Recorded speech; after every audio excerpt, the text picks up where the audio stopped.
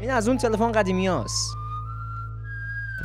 مطمئنم هممون حداقل یک بار سعی کردیم باشون تماس بگیریم، ولی مشکل اینجاست. این یکی خدمتش چقدره؟ نه تقریبا بین 56 تا 57 سال باید خدمت داشته باشه. آخه نیم قرن مشتی قربون وفاداریت بشم من. خدا درست میگن که جنسای قدیمی کیفیتشون بهتره، ولی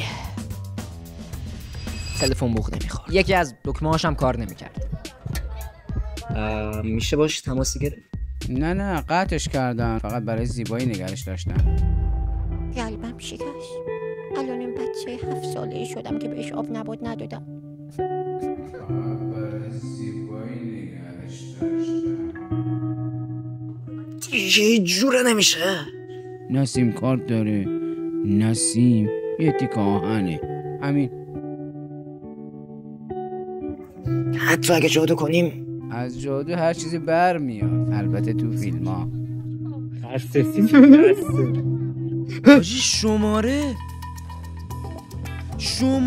نمبر شماره است. در صورت خراب بودن تلفن همگانی با شماره 1077 تماس حاصل فرمایید.